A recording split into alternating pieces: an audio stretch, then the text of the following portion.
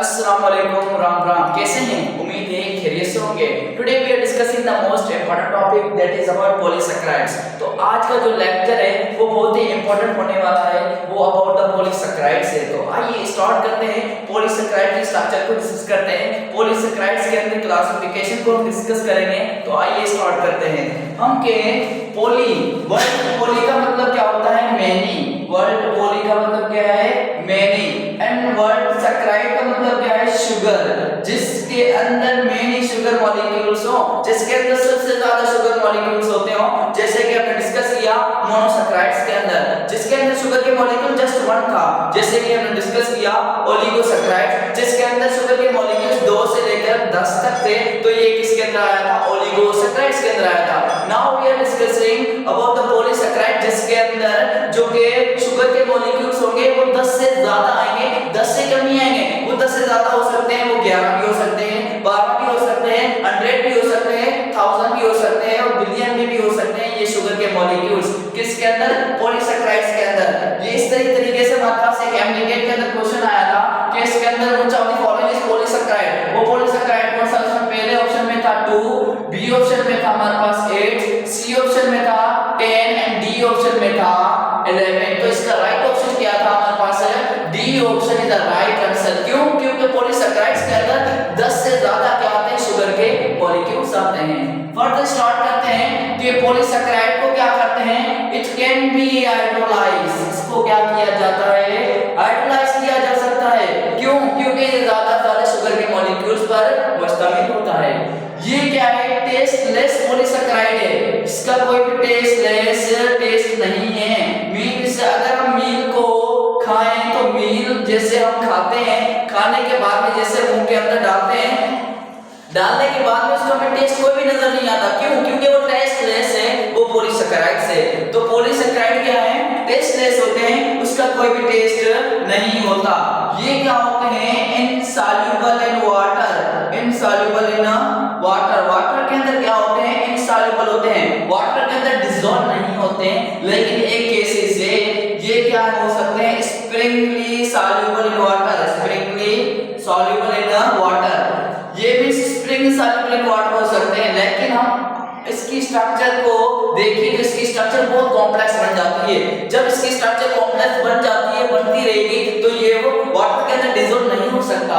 तो इसलिए हम कहते हैं ये इनसॉल्युबल है वाटर के अंदर। लेकिन ये चांसेस हो सकते हैं वो सॉल्व भी हो सकता है, डिसॉल्व भी हो सकता है। लेकिन वो कौन से केस? स्प्रिंगली। स्प्रिंग का मतलब वो डिसॉल्व होता है, लेकिन उसके दाने दाने हम उसके अंदर जब डिसॉल्व करेंगे तो उसके अंदर नजर आएंगे, मैं इसको कंप्लीटली डिसॉल्व नहीं होगा। क्यों? क्योंकि इसकी स्ट्रक्चर कॉम्प्लेक्स बनती रहती है, इसलिए वो डिसॉल्व नहीं होता। आगे देखें तो हमारे पास पॉलीसैकेराइड की हम देखते हैं क्लासिफिकेशन। अब हम डिस्कस करें classification of the polysaccharide. Classification of polysaccharide. अब पॉलीसैकेराइड के हम क्लासिफिकेशन को जानना चाहें तो ये इसके अंदर 2 तरह की क्लासिफिकेशन आती है। पॉलीसैकेराइड हमें 2 तरह के नजर आते हैं। एक है हमारे पास होमोपॉलीसैकेराइड, एक है होमोपॉलीसैकेराइड। होमोपॉलीसैकेराइड्स। दूसरा है हमारे पास हेटेरोपॉलीसैकेराइड्स। दूसरा क्या है हमारे पास? हेटेरोपॉलीसैकेराइड्स। तो let's discuss about it, homopolysaccharide and heteropolysaccharides. Number 1 discuss करते हैं। वो नंबर 1 कौन सा है? हमारे पास है होमोपॉलीसैकेराइड। तो आइए स्टार्ट करते हैं कि होमोपॉलीसैकेराइड किसे कहते हैं। वर्ड होमो का मतलब क्या होता है? सेम। वर्ड होमो का मतलब क्या होता है? सेम। जिसके अंदर सेम मोनोमर्स हो, जिसके अंदर क्या हो? सेम मोनोमर्स हो, डिफरेंट मोनोमर्स ना हो, दैट इज कॉल्ड होमोपॉलीसैकेराइड्स।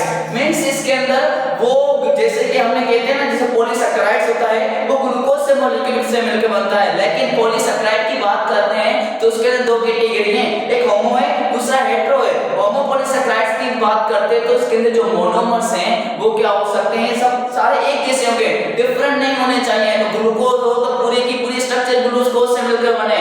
अगर ग्लूकोज के साथ दूसरी चीजें हो तो ये होमोपॉलीसैकेराइड नहीं होंगे। दूसरे है हमारे पास, दूसरा है वो है हेटेरोपॉलीसैकेराइड। तो हम डिस्कस करें हेटेरोपॉलीसैकेराइड, जिसके अंदर हम कहते हैं कि उसके अंदर जो मोनोमर्स होंगे वो एक जैसे नहीं होंगे। हेटेरोपॉलीसैकेराइड। इसके इसके अंदर क्या लिखेंगे, इसके अंदर हम लिखेंगे कि जो मोनोमर्स होंगे वो एक जैसे not, monomers not similar means एक जैसे नहीं होंगे।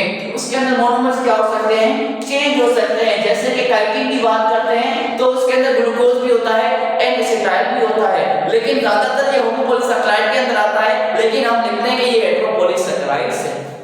जैसे कि आइए स्टार्ट करते हैं, हम डिस्कस करते हैं होमोपॉलीसैकेराइड को डिटेल के साथ। इसके अंदर पहली टाइप बुक के अंदर दी गई है वो है स्टार्च।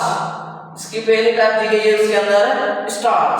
तो स्टार्च को डिस्कस करते हैं। तो स्टार्च क्या है, starch is the reserve food of the plants. Plants का क्या है, रिजर्व फूड है, reserved food of plants. Food है किसका, प्लांट्स का। प्लांट्स क्या करते हैं, फूड को स्टोर करते हैं, उसके अंदर बहुत सारे ग्लूकोज के मॉलिक्यूल्स मिलते हैं। जब ग्लूकोज के मॉलिक्यूल्स मिलते हैं एक बड़ा सा यूनिट बन जाता है, वो अपना फूड एक फॉर्म में स्टोर कर देते हैं, उस फॉर्म को हम स्टार्च कहते हैं। स्टार्च क्या है, ये एक होमोपॉलीसैकेराइड है। ये क्या है, किसका, होमोपॉलीसैकेराइड है। अब होमोपॉलीसैकेराइड का मतलब क्या हुआ, इसका मतलब ये हुआ कि इसके अंदर क्या होंगे, मेनी शुगर मॉलिक्यूल्स, जिसके अंदर ग्लूकोज के मॉलिक्यूल्स होंगे और कौन से दूसरे मॉलिक्यूल्स नहीं होंगे, शुगर के मॉलिक्यूल्स होंगे। अब बात करते हैं स्टार्च। तो स्टार्च हमें कहां स्टार्च होती है, वो बेसिकली एक हम कहें कि ये स्ट्रेट चेन में भी हो सकती है। ये क्या हो सकती है, स्ट्रेट चेन में भी हो सकती है, एंड ये हमें किस में मिल सकती है, ब्रांच चेन में भी मिल सकती है, ब्रांच चेन में भी हो सकती है। कौन हमारे पास, स्टार्च। अगर स्ट्रेट चेन में है तो उसको क्या कहेंगे, जब वो स्ट्रेट चेन में है तो उसको कहेंगे अमाइलोज। वो क्या है हमारे पास, अमाइलोज। अगर starch in the branch straight chain में है तो उसे कहते हैं अमाइलोज, जो कि सॉल्युबल होता है, सॉल्युबल इन हॉट वाटर।